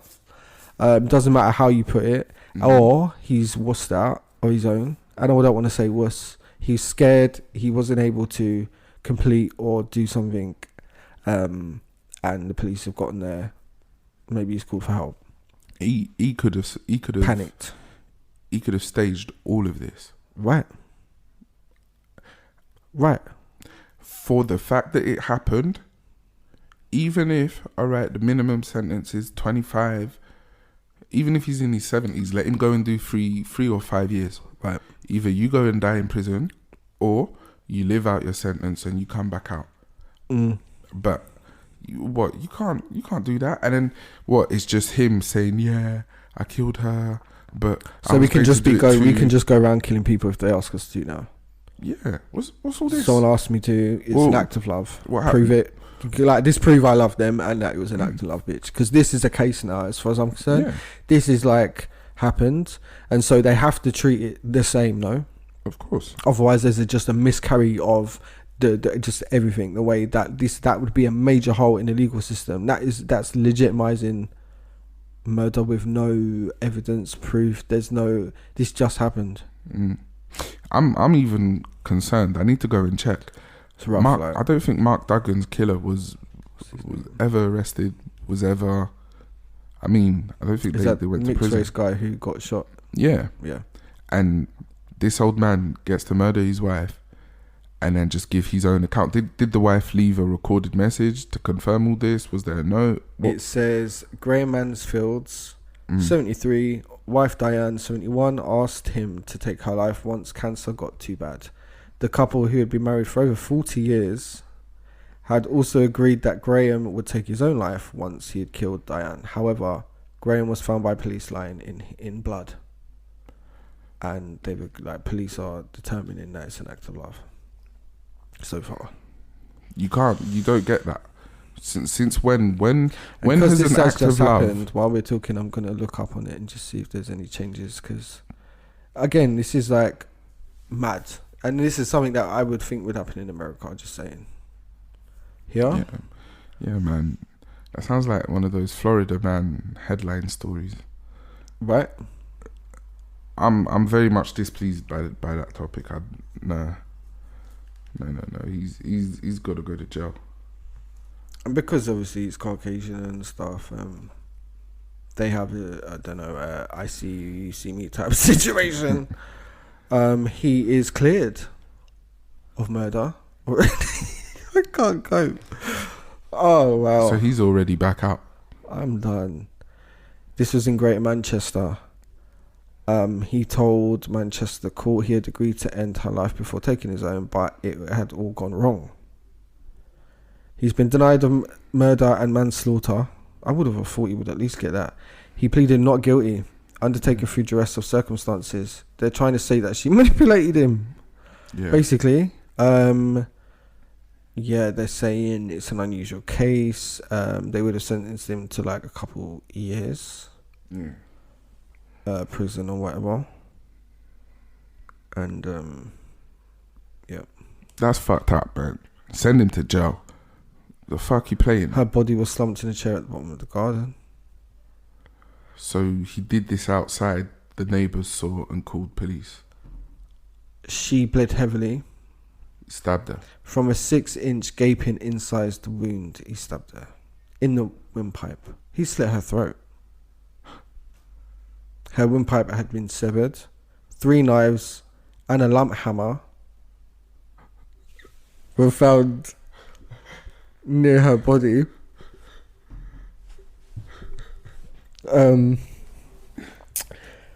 He was he was arrested at the scene on suspicion of murder, and later underwent surgery for wounds to his neck and both wrists. So I'm guessing he did try and kill himself. Okay. And it went wrong.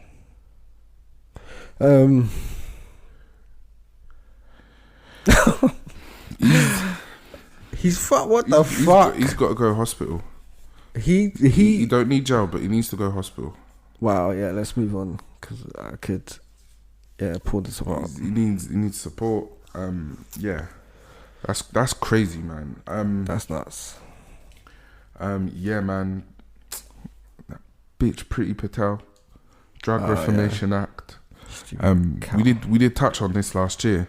Yeah. And the Reformation Act is. I can't believe she's bringing it up again. Like, but it's in motion. It's gonna be passed. It's ridiculous. Like, okay, what? So if someone gets arrested with us, I'm guessing this is what it'd be. If they get arrested with a very small amount, whatever, what would usually be done will still be done. But now they're going to take your passport away or your driving license permanently. They're going to take away privilege. Yeah. They're going to take that away, a human right. What would be argued as human rights, they see it as privilege. This is all going to be a part of, I'm guessing, this new British human rights change. Mm-hmm. Which again, unless we live in a dictatorship, I don't know how you can remove my rights without my consent as a sovereign human being, and I have no say in it. Don't understand that. This is Britain. Honestly have no idea what's going on. And this whole Prime Minister situation, like, mad. So, it's one of these things that I see this happening because of the way COVID was handled, because the way everything's like gone on. But everybody smokes weed these days. Everyone, MPs included, CEOs included, recording artists included, your average person working in fucking Tesco's included. So what, we're going to be a nation of like driverless nation? We're going to be a nation of like strandees where we can't go nowhere? Is that what they're trying to do? They're trying to China us up right now. Yeah, if you smoke weed or you take any drugs recreationally, you're going to be limited and you know, and it just even them come to the conclusion that's what's sinister. This is quite funny because it seems like one of those things that you say, oh yeah, well, no one can prove it anyway, who's gonna all right, yeah, maybe if I get arrested. No, clearly there's going to be other ways that they come to this conclusion. There's going to be other things they take into consideration. There are going to be infringements of privacy, and there's going to be infringements of human rights here. So that's what's sinister to me. I think as well it's based on repeat arrests for drugs and drugs-related things. I think, by the sounds of it, it's criminalizing possession. So it's, in a way, it's saying if you get caught 3-4 times. But what I read is she's saying it's because she is disgusted with, these are her words, disgusted with the culture of drug use in Britain, the culture of it. She said it's horrific. She says she can't believe how bad it is, how bad it's been. Bitch, this is the UK. Do we want to go to the 70s? Should we roll it back to what was going on here in the 70s, in the 60s, in the 80s, in the 90s? And do you understand that the UK is one of the reasons there is a drug culture on this planet to begin with? Like, is she thick or something? Yes. Like, I'm really just like, wow.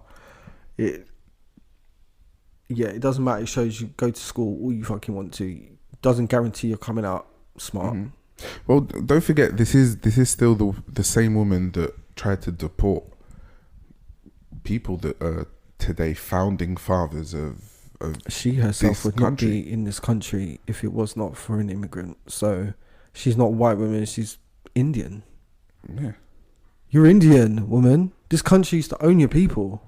Own them. Yeah. Like what? Like this is the coonery, and they're not black, so I guess we can't call it that. But this is like you're doing coloured people out of, like, what are you doing?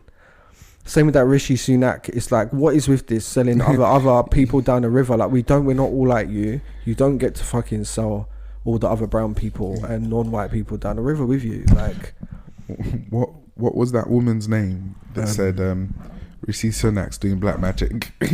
He's doing church to become the president. Prime Minister. Yeah. We're gonna shout you out, love, because you're right on it. Yeah. So apparently Rishi Sunak, who I believe is he the Chancellor of, what is he? He was the Chancellor of Exchequer. Of the Exchequer. And he resigned just before Boris started resigning. So you know when there was COVID and stuff. No, not COVID. Just last week. He resigned. Like half of he Boris's resigned first, cabinet. didn't he? Because it's like, oh, Boris, you just can't take you in anymore. Yeah. Doing all of that as if he's any better. He's not. Somebody in the government, we're just pulling up the name now, has accused him of using dark tactics, including black magic, to secure his place in government, I guess, to be the new prime minister. Yeah. Conservative Party, they're all competing, I guess, within the party to become it. The Culture Secretary, Nadine Dorries, has accused former Chancellor of dirty tricks and black magic accusations attached to dark arts and occult. His doctor is working hard. Dorries adds that Sir Gavin Williamson, the former Education Secretary, was spearheading the operation on Sunak's behalf also. So this is like one of them calling another one out. Yeah. And she's saying black magic, like, what the fuck? You know you don't say them things unless you mean it. You know, and we do know there are those things aspect to culture and society. She means it. Yeah. She's saying out there's a war going on in these streets. Yeah, spiritual war, not just a financial and governmental one, but I believe her too. Priti Patel is just wasted aggression, and Mr. Sunak is too busy funding the medicine. Send them two back home exclusively. Send them two, in quotations, back home. Do you know what I mean? Like to where their ancestors came from, because they're both British. Do you know what I mean? Like send them to their ancestral homelands, because fuck them at this point. Just them. The rest of us, whatever, English can stay. We're all right. But the last topic is the reset recession.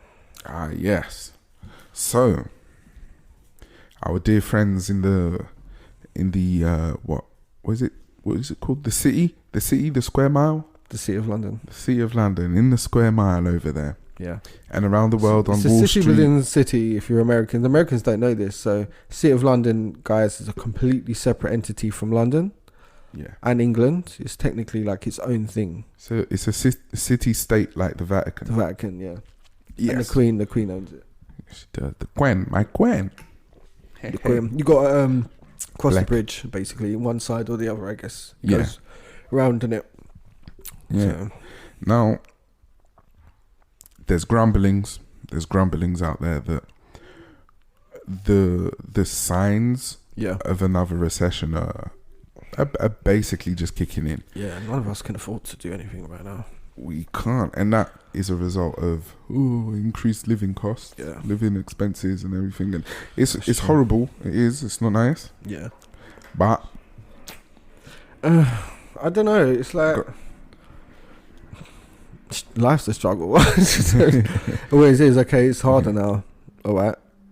Yeah. Like, what are we meant to do about it? Literally nothing. And the people, as we were just talking about, they're all clowns. Yeah. All of them. They are. We can't trust them. They're up there. They're up there. They're doing what they're doing, and they're not going to let it go. At least not easily. But I'd say just get a globe, guys, spin it, and then pick a place to immigrate to, because we're gonna. I mean, I would say British people need to rethink staying here. And I know a lot of people around the world do want to come here and would fight and kill, as I was reminded by one of my parents when I was younger. In London, the whole world wants to be here. They want to live here. They want to work here. This is it. Yeah. So be aware of that and be grateful for that, as hard as it is. But I'm now into the thought of we need to rethink as British people, especially young British people, and let those other people from around the world come here and take our place, because we're going to fuck off somewhere else. Period. Because nothing's left for us. It's true. And we're pushing, we can't say middle age for another like two decades, but you know, if we're this age and we've not had or benefited from anything thus far, so there's nothing to look forward to. Yeah, there isn't. I agree with you completely on this one. Well, yes, but we're gonna get through it anyway, guys. You know, we're gonna get through it anyway. Till the last breath. It must be done. For sure. We're gonna go to ads now, I think. Yes, we are. All right, guys, stick around and we'll be right back.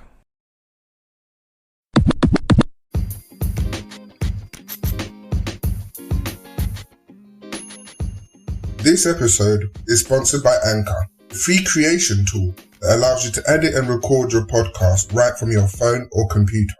Get your podcast into all your favorite podcast digital retailers. You can make money from your podcast with no minimum listenership.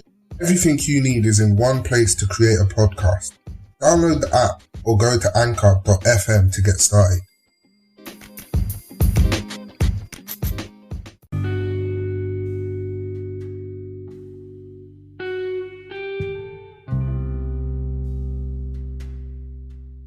Here at Vexxed Uncensored, we strive to be our best selves, whatever that means for us. So we couldn't be happier to partner up with medical tourism company Pure Ada. They provide a variety of healthcare services, from everything including eye care, gastric band surgery, stem cell therapy, hair transplants, and a wide range of specialist treatments, all taken care of in the best clinics and hospitals Turkey has to offer. They have many insurance options to find the best fit for you, and to find out more, either contact us on social media or head over to pureada.co.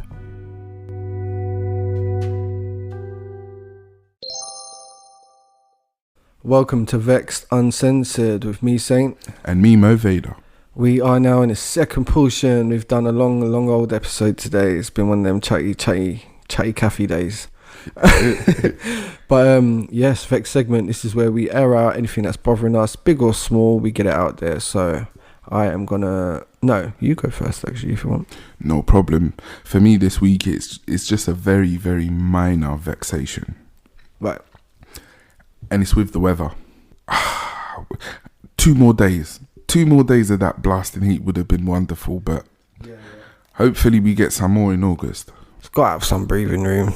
It's England, I guess. But definitely, it's going to be hot till beginning of September, I think. Yeah, I hope so. It'll be nice. Definitely. My Vex segment, going to be a quick one. It's about the music industry.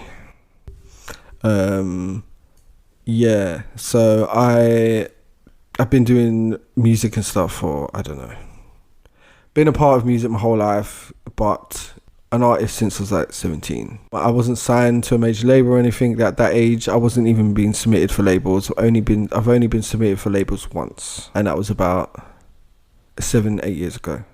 Already had situations that was, I guess you can say it was successful. Ryan Leslie, but this is back in 2014, 15, 16, somewhere around there. Anyway, so he has a label called Disruptive Media, and it was a new thing. It still doesn't exist, and I'll get into that. And this is what I'm going to be talking about. So it was a platform in which every artist had a phone number. This is how I contacted him. Yeah. So I did the one thing, I'd never ever put myself out for anyone like that, but I saw an interview with him on Hot 97, so I reached out because he provided a phone number. So I did. I spoke to him directly. Then I was passed on to the Disruptive, his company or whatever. And I was supposed to release a body of work on there. And the only people that had released body of works on there was Kanye West, 50 Cent, like a few people. So the point was, you put your work on this platform, nowhere else. No iTunes, nothing.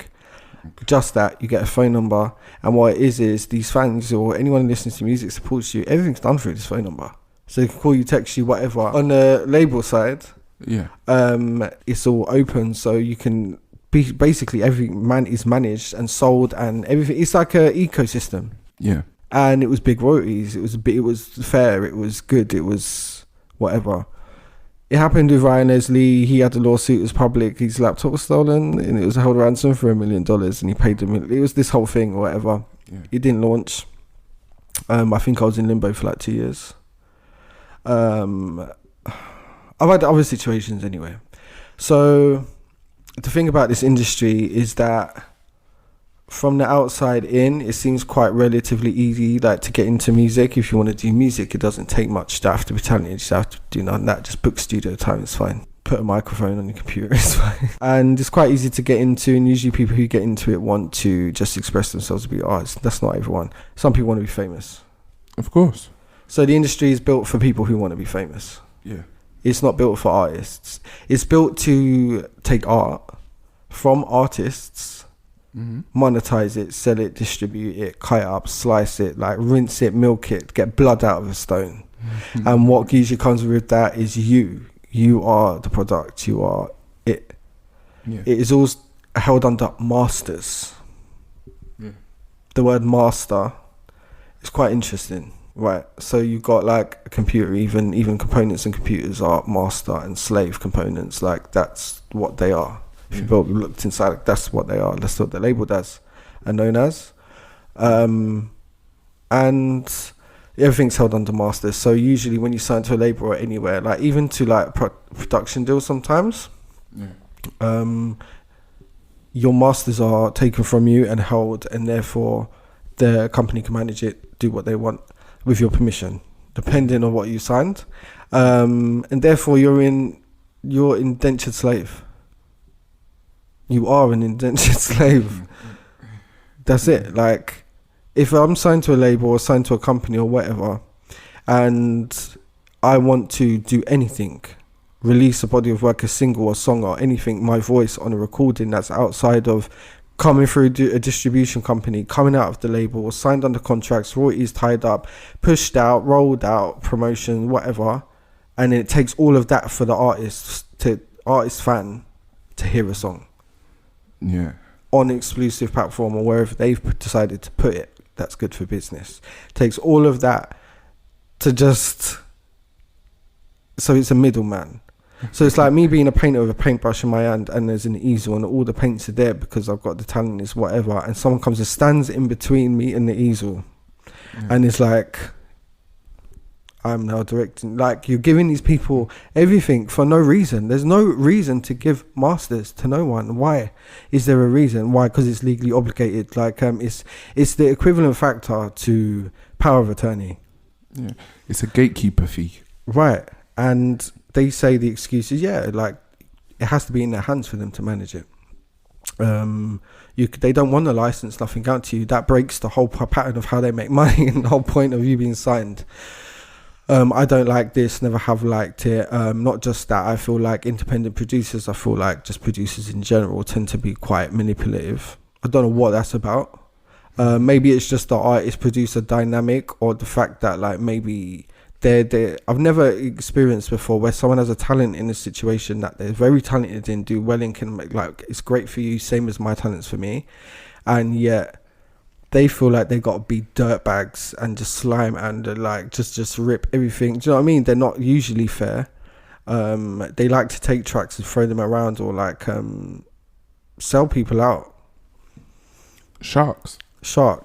Do you know what I mean? Because I get it. They're not using their voice. They're not using a part of their body to work or create their art. They're sitting at a computer and doing it. Like, it's different. They ain't got to get on a stage and perform or sing. They ain't got to do none of that shit. They don't have to write nothing. So it's like the same thing, talent in a sense of connected. They get a melody, they make a beat. They're inspired by music. They're getting music from somewhere.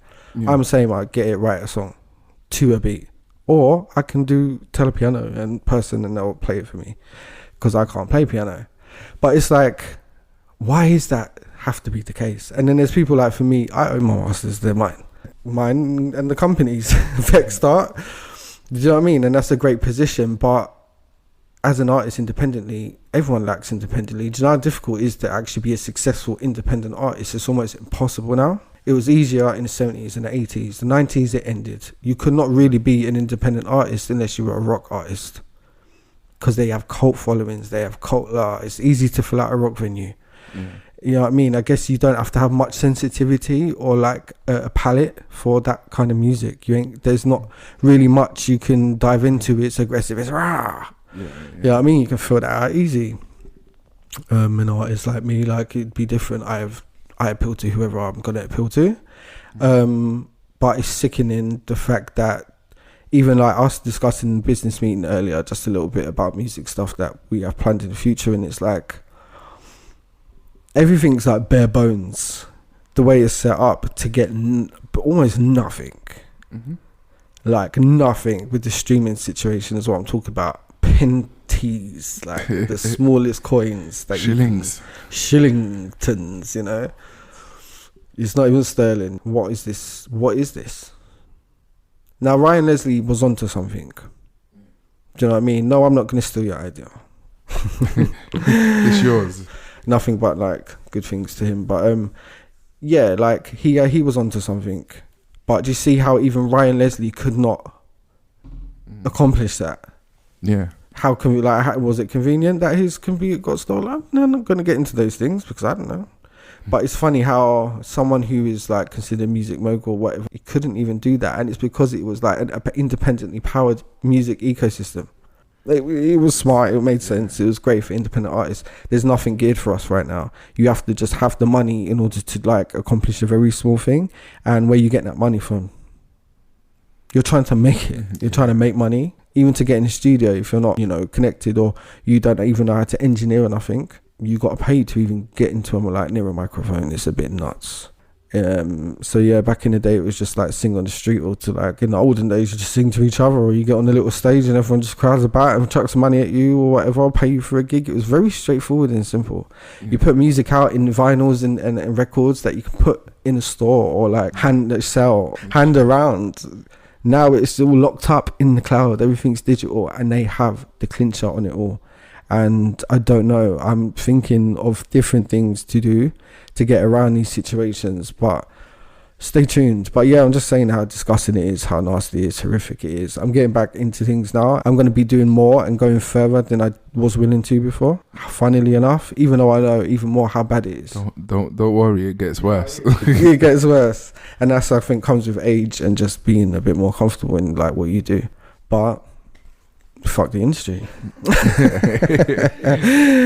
Long case in point, fuck the industry. But we'll be seeing you lot.